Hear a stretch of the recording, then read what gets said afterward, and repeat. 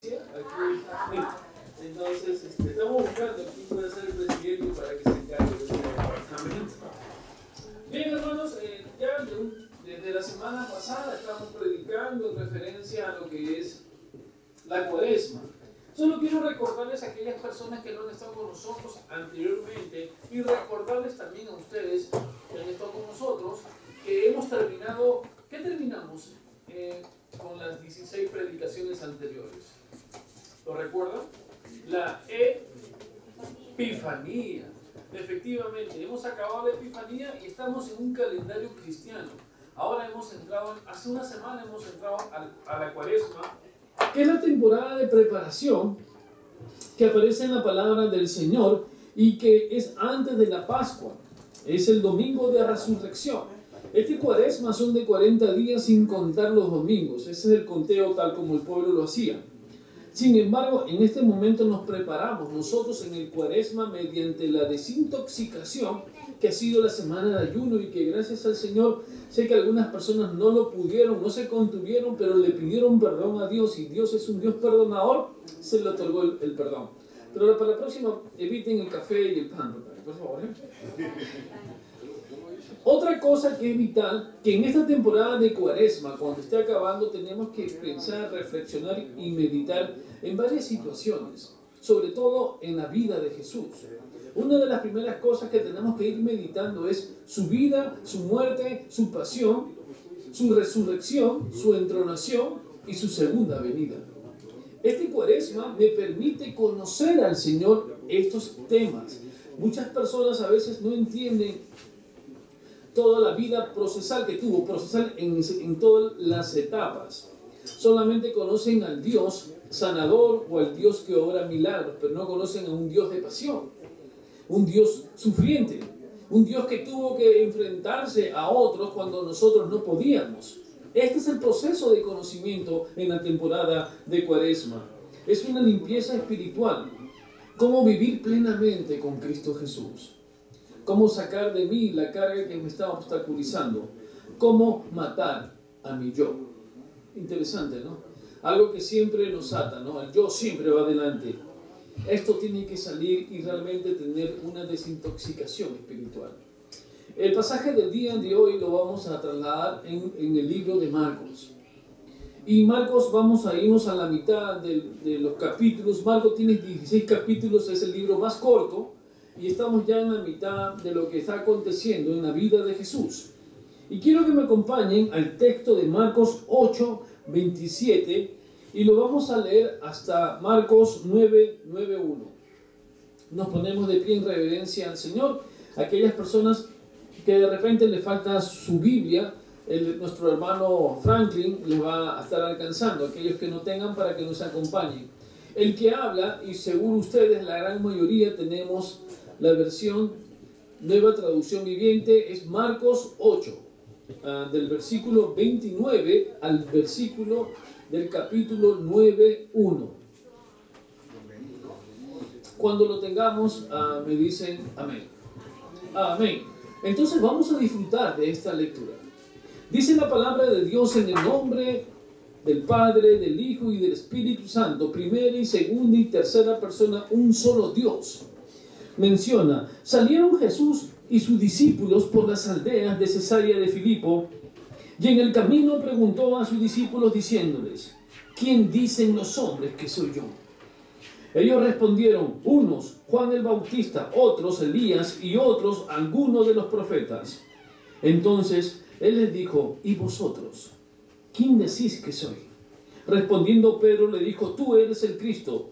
Pero él les mandó que no dijesen esto de él a ninguno. Y comenzó a enseñarles que era necesario al Hijo del Hombre padecer mucho y de ser desechado por los ancianos, por los principales sacerdotes y por los escribas, y ser muerto y resucitar después de 3 días. Esto les decía claramente. Entonces Pedro le tomó aparte y comenzó a reconvenirle. Pero él, volviéndose y mirando a los discípulos, reprendió a Pedro diciendo, quítate delante de mí, Satanás, porque no pones la mira en las cosas de Dios, sino en la de los hombres. Y llamando a la gente y a sus discípulos les dijo: si alguno quiere venir en pos de mí, niéguese a sí mismo y tome su cruz y sígame. Porque todo el que quiera salvar su vida la perderá, y todo el que pierda su vida por causa de mí y del Evangelio la salvará. Porque ¿qué aprovechará al hombre si ganara todo el mundo y perdiere su alma? ¿O qué recompensa dará el hombre por su alma? Porque el que se avergonzara de mí y de mis palabras en esta generación adúltera y pecadora, el Hijo del Hombre se avergonzará también de él cuando venga en gloria de su Padre con los santos ángeles. Amado Padre, vengo ante tu santa presencia, Señor, para pedirte la iluminación del pasaje.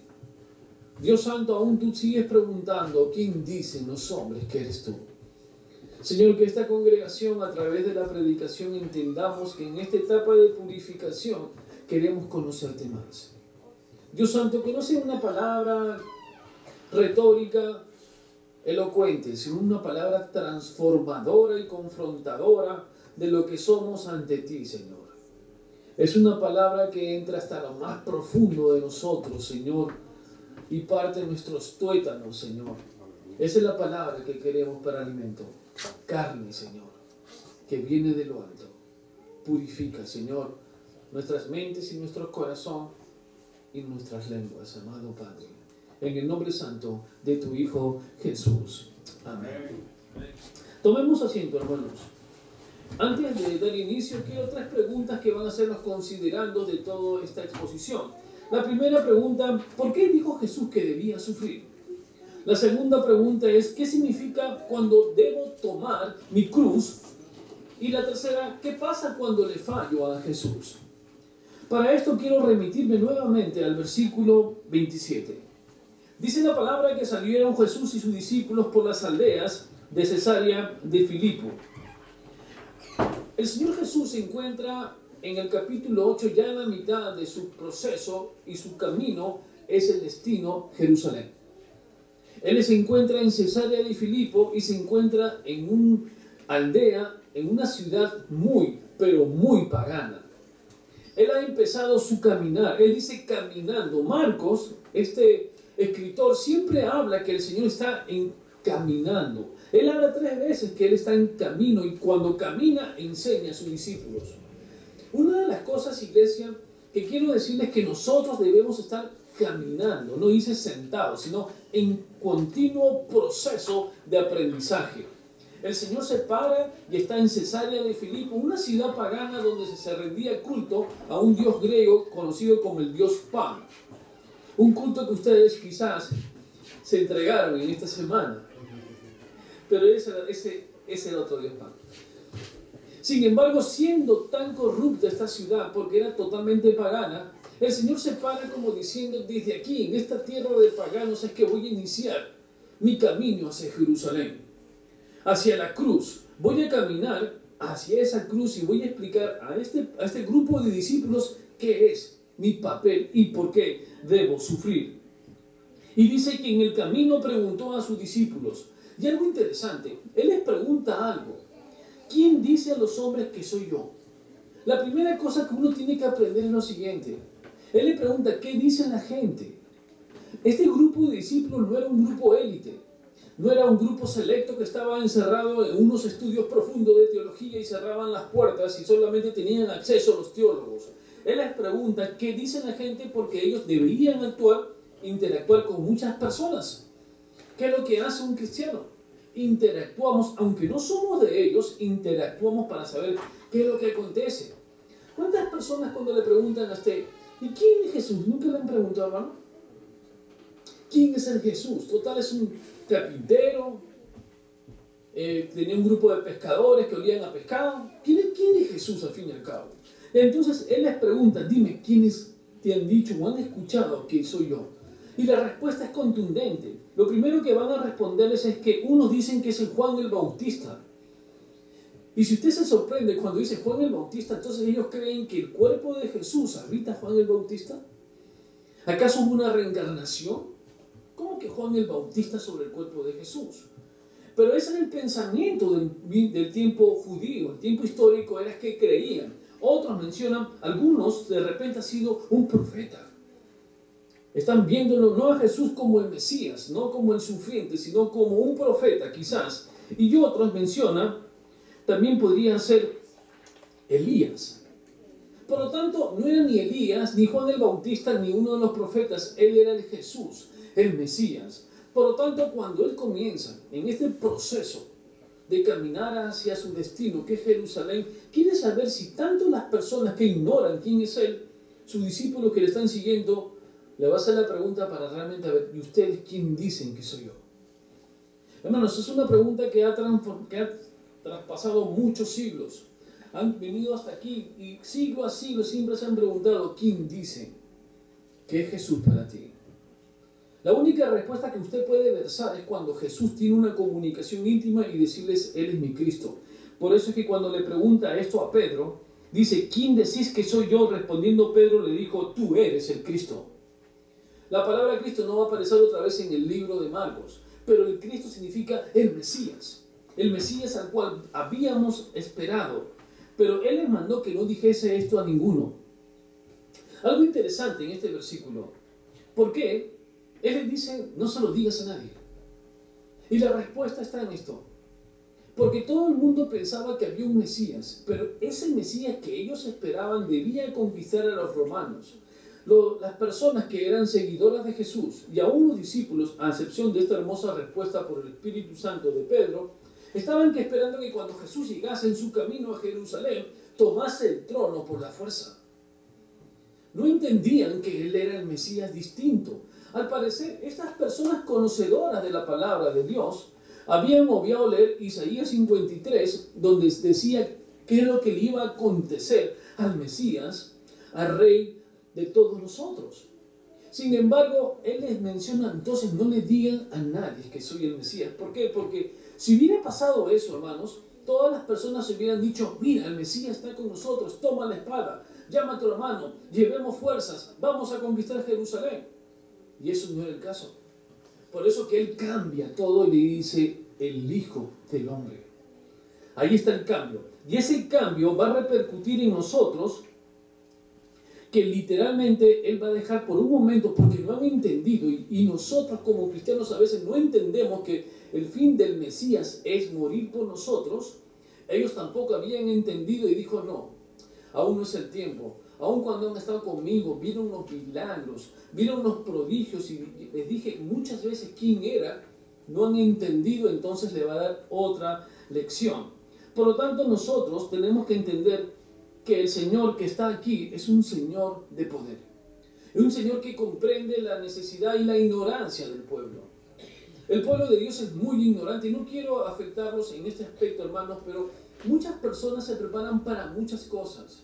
Dan su vida quizás a los estudios para sacar buenas notas y tener buenas profesiones. Los felicito. Otros lo hacen por diferentes cosas, cumplir bien en el trabajo y tener honores. Los felicito también.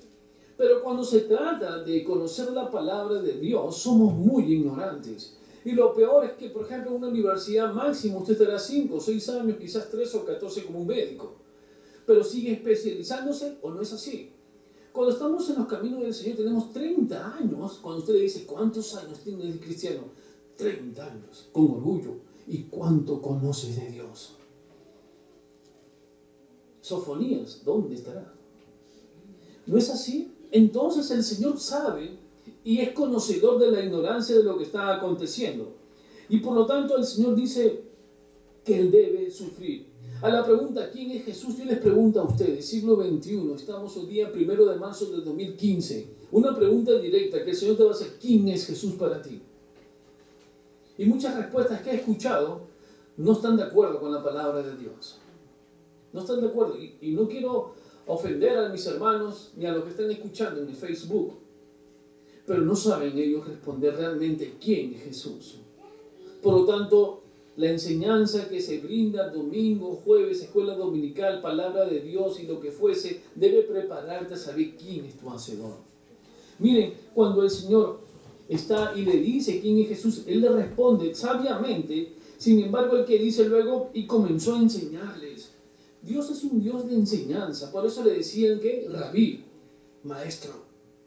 Hermanos, nosotros como cristianos, como discipuladores y discipulamos a otros, ¿qué debemos hacer? Maestros. No tenemos que estar en confusión, tenemos que ir creciendo día a día. Mi esposa en la escuela que menciona acerca de los corintios, dejen de tomar mamadera o leche, no sean como niños. Y mayormente el niño, ¿qué es lo que hace? El niño no conoce el servicio higiénico, ¿o sí? Él nomás tiene, y ahí hace su berrinche. Lo que le está diciendo literalmente en Corintios es lo que ustedes están haciendo, no entienden aún, y no se le puede dar carne, porque no han crecido espiritualmente. Este grupo de personas que habían leído el Tanakh, que conocían el libro de Génesis hasta Malaquías, que habían nacido en el centro del judaísmo, donde Dios reinaba, era su vida, no como la nuestra. Ellos todo era Dios. No conocían exactamente con quién estaban hablando. Yo me imagino que Jesús se molestaría, ¿no? He caminado, estoy en el capítulo 8, yo imagino. Capítulo 8, Marcos sigue escribiendo y no entiende. En el capítulo 8, literalmente le dice, ¿por qué no llegan a entender? Lo dice ahí Marcos, lo que le estoy diciendo. ¿Qué dificultad hay? Pero el problema era que los judíos y estos discípulos pensaban que este Mesías debía ser un conquistador, un rey poderoso y con poder, y con los milagros que había hecho, fácilmente conquistamos Jerusalén. Ese no es nuestro Jesús. Muchas veces a nuestro Jesús le queremos decir, tú eres mi Dios de milagros. Señor, hago mi ayuno para que me cumples el milagro, y si no me lo cumples no voy a la iglesia. Tremendo error. Es el mismo error que cometieron los discípulos.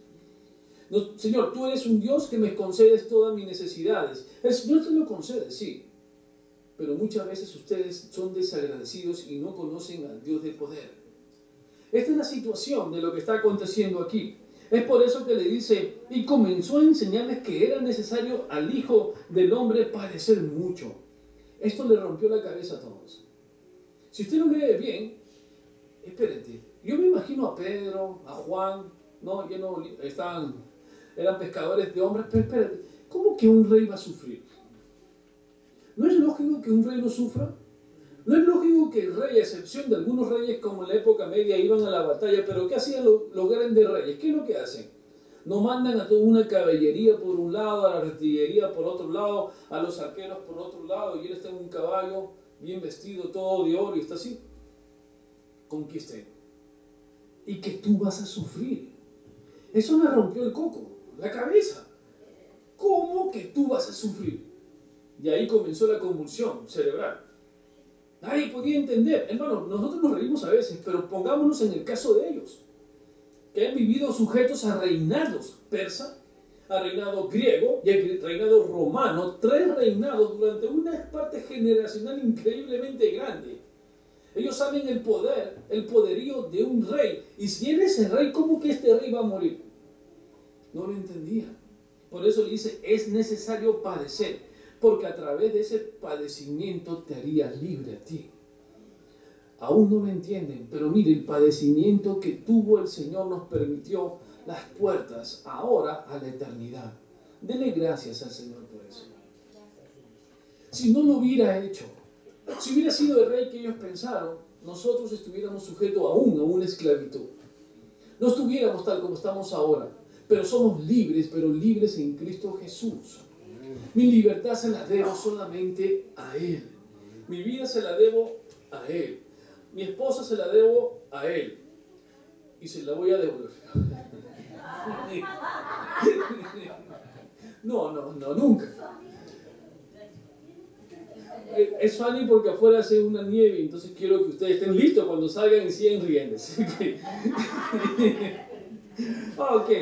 Todo es de Él, sin excepción. Y hay que darle gracias. Pero esta actitud de rey, lo que Él hizo sufriente, fue para que tú no pasaras y aparte no hubieras podido pagar el precio que tuvo que haber pagado Él por nosotros. Y aquí está. Y dice, y fue padecer mucho y ser desechado por los ancianos, por los principales sacerdotes y por los escribas. Otra rotura de cabeza para los discípulos. Pero espérate, si ellos son judíos como tú, ¿cómo que te van a matar si tú eres rey? No lo entendieron tampoco. Si ellos son y tú eres el rey, no supuestamente tenemos que andar juntos, ¿cómo ellos te van a matar? La palabra de Dios dice, y entonces los constructores, estos son los constructores, ¿no? Desecharán la piedra.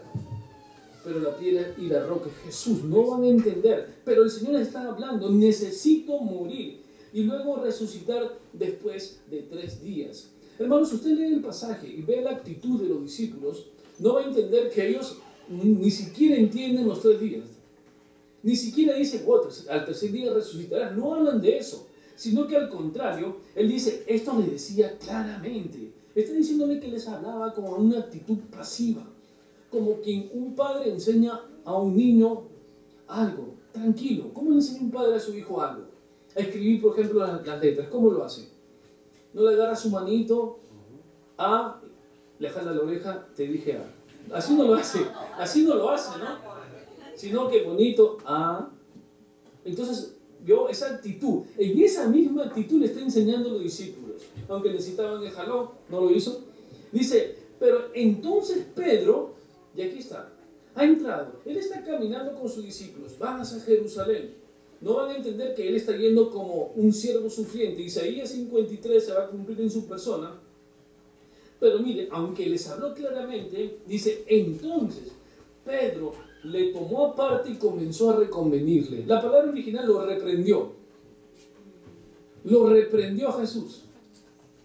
Hermanos, esta palabra y esta actitud es la segunda que tiene antes de las 3 negaciones. Pedro literalmente es una persona, y muchos nos identificamos con él, que siempre cometemos errores. La primera vez en la prédica de hace 2 semanas les expliqué que Pedro fue y le dice a Jesús, Jesús, discúlpame, pero ¿qué estás haciendo orando aquí? Explícame. ¿No ves que están esperando allá afuera, que está toda la fama, la gloria, y que ahora como nunca se han juntado? ¿Qué haces aquí tú? Yo me imagino que no le habrá dicho, sí, pero ¿qué haces aquí? Y Jesús lo mira. No le dijo, vete de mí, Satanás, pero sabía que lo estaba tentando. Y le responde totalmente, no voy a regresar ahí. Una orden, voy a predicar a otras aldeas. Segundo error, y acá está el otro. Ahora sale y le reprende. Y miren lo que va a acontecer. Pero él, volviéndose y mirándose a los discípulos, le reprende. ¿Por qué? Le reprendió a Pedro. Pero Pedro, ¿por qué lo reprendió? No voy a aceptar. Quizás su actitud fue de esa actitud que uno tiene a veces, como diciéndole, Jesús, no mueras. Pongámonos eso, ¿no? De repente en su error, Jesús, morir tú, mira, voy a morir yo. Pero no muere Jesús. Yo creo que fue así, ¿no? En sí lo reprendió, pero no le dijo, ¿cómo se te ocurre, che? Eso no le dijo. Pero le dijo, no te vayas al Calvario, no lo vayas. Pero él dice, y mirando a los discípulos reprendió a Pedro. Mire, no solamente fue a Pedro, sino mirando a los discípulos. Pedro era el líder de todos, o sea, el pensamiento de todos era igual. Era igual, pero él los reprendió a Pedro y a todos y le dijo, quítate delante de mí, Satanás, porque no pones la mira en las cosas de Dios, sino en la de los hombres. Hermanos, ¿por qué le dijo eso? Muchas veces, como les digo, leemos la palabra de Dios y vamos tan rápido que no podemos entenderla. Pero aquí, detrás de esa palabra que le lo reprende, está el eco de una voz que ya escuchó en el desierto. Esa misma voz que lo llevó el Espíritu para la tentación, es la misma voz que está aquí. ¿Y por qué? Porque el tentador, cuando le dijo Satanás a Jesús, le dijo, ¿sabes una cosa? Convierte las piedras en pan y alimenta a todo el mundo y mirás la gloria y la fama que tendrás. Aviéntate del pináculo y mira las maravillas que nadie se ha podido hacer. Y adicionalmente te doy todos los reinos del mundo, pero todo para que no pases por la cruz.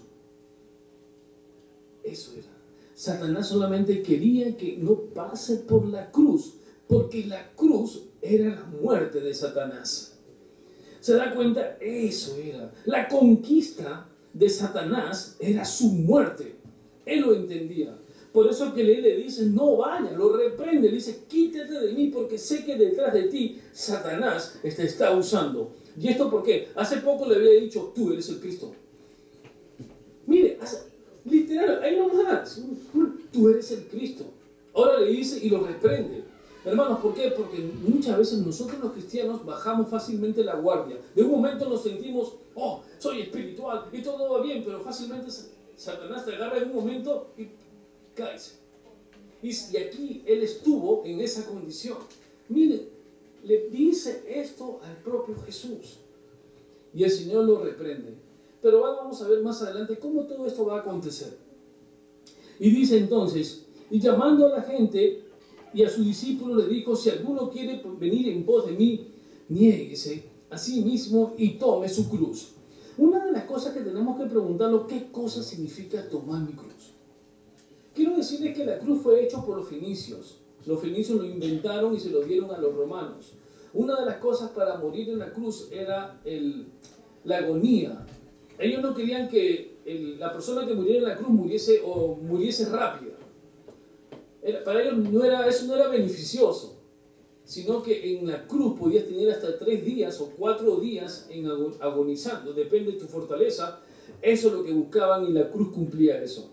Cuando los romanos condenaban a alguien a muerte, ese condenado a muerte tenía que tomar su cruz y con esa cruz caminar tal como lo hizo Jesús. Él camina y lleva su cruz hasta donde va a ser ejecutado y en esa ejecución lo levantan y ahí es donde va a morir. ¿Por qué entonces Jesús dijo, toma tu cruz? Y antes dijo, niégate a ti mismo, porque en esa cruz tiene que ir tu carne. Porque en esa cruz tú tienes que haber muerto para vida eterna. Si tú no mueres para ti, si tú no mueres de tu egoísmo, si tú no mueres de tu vanidad, si no mueres de tu yo, entonces tú estás caminando disque con Cristo, pero sin cruz. Es mi cruz la que tengo que llevar, y la tengo que llevar siempre. Dice, toma mi cruz y aquí está. Yo no la voy a soltar porque conjuntamente dice Pablo, estoy contigo crucificado. No es lo que dice. Me he crucificado contigo. Decía en la mañana, no es una cruz que usted solamente lo puede usar los jueves y los domingos. Los demás días los parquea en la parte de cruz. Aquí a este lado usted puede parquear su cruz. No dice eso. No dice que viene un parking y ahí están todas las cruces, ahí la dejé y ahora me voy a hacer lo que quiero. La cruz es siempre. No es un día, hermanos. En esa cruz usted tiene que haber crucificado lo que le está obstaculizando. Yo les pregunto, ¿usted no sabe lo que lo obstaculiza? Yo lo voy a decir más fácil. ¿Quieren saber qué es lo que obstaculiza a uno? El yo. Ese es. El yo es lo más difícil de sacar. Ese yo que te va a incomodar. Y ese tiene que estar crucificado para que el Señor realmente pueda tener esa opción. Miren, quiero darles una ilustración. ¿Qué pasa cuando de repente alguien le ha hecho algo, le debe algo a usted? Cuando alguien, por ejemplo, le chocó el auto o alguien le robó y usted sabe que lo hizo. Tiene 2 opciones. La primera cosa es que usted puede hacerles pagar esa acción, ¿no? Que le devuelva, que le pague, etcétera. Pero como consecuencia de eso, la otra persona puede sentirse de repente endurecida y amargada, y etcétera. Que es lo que siempre acontece, ¿no? Porque al parecer a uno lo chocan, pero la víctima no es uno, sino el otro. Y encima nos miran mal, nos insultan, llaman al abogado, o sea, nos chocan y encima somos los victimarios. La opción es que usted le haga pagar, pero la segunda opción es la que va a hacer Jesús. La otra es perdonarlo. Y Jesús vino a perdonarnos. Aun cuando le hicimos todo, más que un choque, más que una deuda que no podíamos pagar, Él nos perdonó, pero para ese perdón tuvo que pasar por su agonía. Una agonía, hermanos, que es del sufriente. Este es mi Dios, un Dios que va a enseñar que la cruz y el poder y el sentarse en el rey, para ser rey, tiene que costar con la sangre del Cordero. Este es. Lo más interesante en la palabra de Dios es que Él vino a romper toda maldición en esa cruz. Primeramente, a romper esa maldición, rompió la maldición de la muerte. Los judíos tenían un temor, un terror, un pánico. Aunque no lo crean, ellos tenían temor al arbolito, que si se movía una hoja, un espíritu que cruzó una ardilla y de noche usted no sabe qué es. Y así andaba. De temor en temor. Por eso es que usted va a ver en la palabra de Dios que siempre tienen su lucecita prendida. Siempre usted va a ver en las parábolas o ve todo el Nuevo Testamento, va a ver que siempre hay una lámpara encendida. ¿Usted duerme con una lámpara encendida o con su luz encendida? Salvo excepciones, ¿no? Salvo excepciones que son un poquito extrañas. Esos son tal. Pero la gran parte no puede, pues. La gran parte lo que tiene que hacer es apagar la luz, ¿no? Sin embargo, ellos tenían, y era una maldición para ellos. Ellos pensaban que después de enterrar un ser humano, y estaban tan mal de la cabeza, que enterraban a una persona y esperaban 3 días. De repente el espíritu que rondaba, ¿veo? El que rondaba por ahí, podía hacerlos resucitar. En eso creían. Por eso cuando Jesús resucitó a Lázaro, lo resucitó al 4.º día, para romper la tradición. Era una maldición, pero Él vino a liberarnos de la maldición. Ahora, nosotros sabemos, con su resurrección, que hay vida después de la muerte, y una vida aún mejor que la que tenemos ahora. Hay que darle gracias al Señor. Ya no hay maldición, ya no hay temor. Si me da un cáncer o me da lo que fuese, me da penar porque mis hijos o mi esposa va a estar... Pero al fin y al cabo es una decisión del Señor. Y tengo que marchar hacia un lugar mejor. Eso no es acaso la forma... Tenemos que morir un día. Aceptémoslo, pero no hay temor a la muerte. No hay temor, no hay miedo. ¿O tiene miedo usted? Ya no tiene miedo. Y eso es lo importante. Recuerdo que, tomando algo que no está dentro de la predicación, pero un día allá en Guatemala, ¿quiénes son de Guatemala aquí?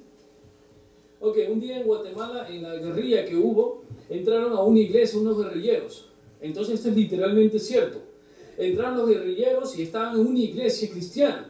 Entran 4 guerrilleros y entran y dicen, ¿quiénes son cristianos? Con la metralleta, ¿no? ¿Quiénes son cristianos aquí? Y levantan la mano. Salen afuera, todos. Y los que se quedaron ahí, ¿y ustedes qué no son? No somos cristianos, y lo mataron a los que estaban adentro. Por negar a Jesús. Literalmente pasó eso. Ellos negaron a Jesús. Los otros dijeron, aceptamos, no importa lo que acontezca. Y fueron vivos.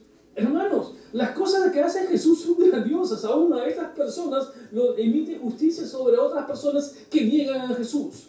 Nunca te avergüenzas del Evangelio. No creas que en el mejor momento de tu vida o en el peor te va a servir ser cristiano.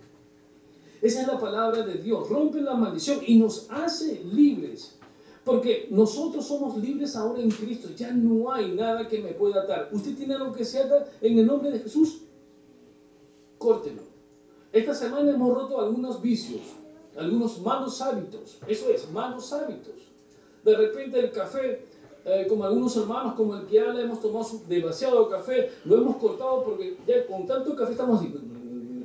Parecemos cuando, ¿usted ha visto las ardillas cuando cruzan la Turpen? ¿Memas eléctricas? Con tanto café terminamos así. De repente, eso nos ayudó a nosotros. De repente la persona que dejó ¿el pan en qué se convierte? En azúcar. El azúcar se convierte y luego en diabetes y estás otra vez con las ampollas y todo lo que puede conllevar, etc. Pero siempre un ayuno conlleva algo. El Señor quiere algo más de lo que tú pediste, te va a dar más. Siempre y cuando tu corazón está abierto. Aún lo que tú no le pediste, te lo va a otorgar. Te lo da. Hermanos, porque usted viene con un corazón alegre y gozoso. Señor, te entrego mi Dunkin', te entrego mi Starbucks, Señor. Te entrego mi pan con mantequilla. Te entrego... No, el baguette no, ese para mí. Entonces, le entregas todo al Señor. Hermano, porque todo es de Dios. Él vino y te hizo libre. Y Él vino con ese poder a conquistar. Esta contradicción es dura, pero un rey en una cruz, sí, para nosotros, pero para el mundo es locura. Por eso es que el mundo cree que somos locos. ¿Cómo que él ve un crucifijo? ¿Cómo que, si está crucificado, cómo que te salvó? Pero Él es el rey. Él es el rey. Eso, lo que tiene esa cruz, ya no está Él.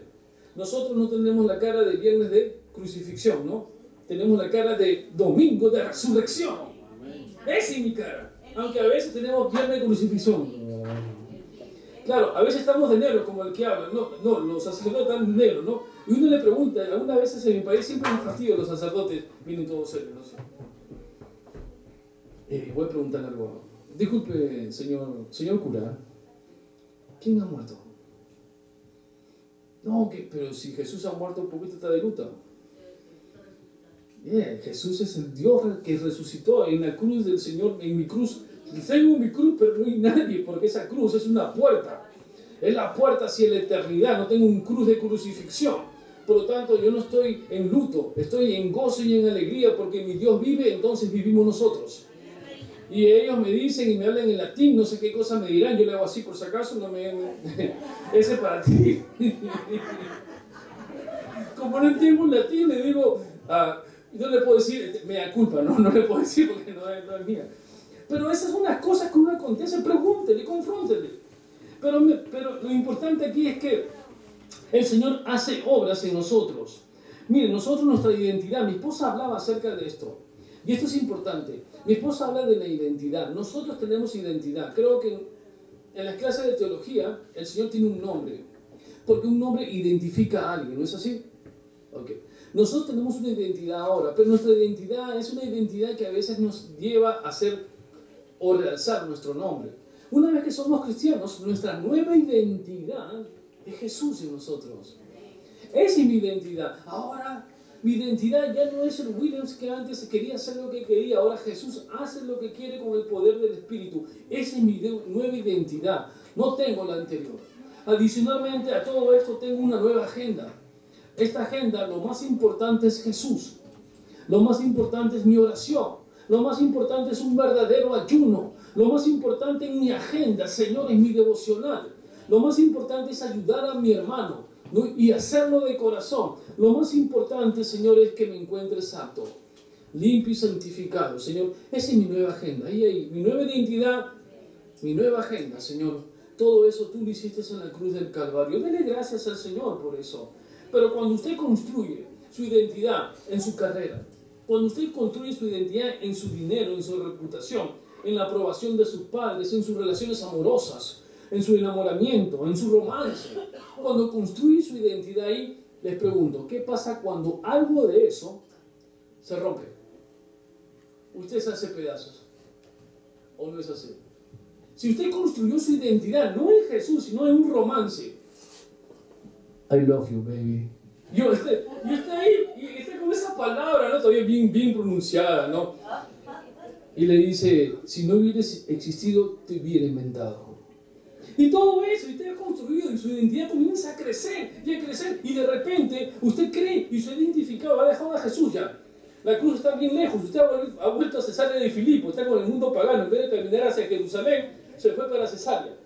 Y justo en Cesarea usted está comprándole, los anillos de matrimonio, qué lindo, voy a casarme, por fin. Yo que pensé que era tan feo, pero me voy a casar, sí, me voy a casar.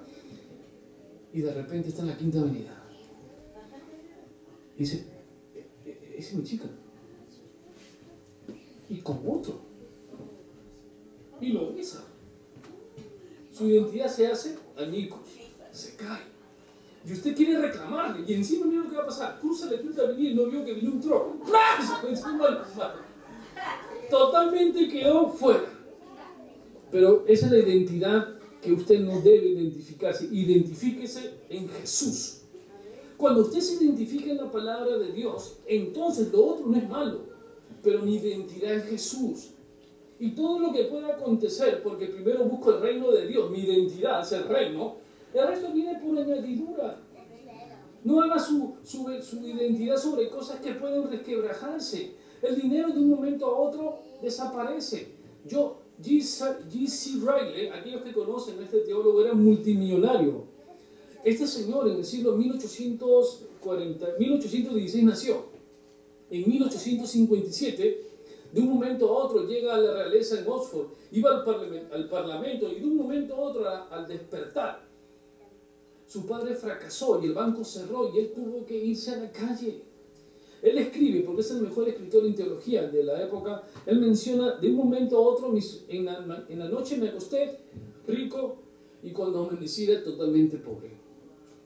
Pero adoro al Señor, que me permitió conocerlo aún más. Hermano, eso es cuando una identidad está sobre Jesús, las cosas que puedan pasar, usted danza en la tormenta. Está con Jesús y está en la roca donde usted se está parando y se agarró bien. Y de ahí no se va a mover.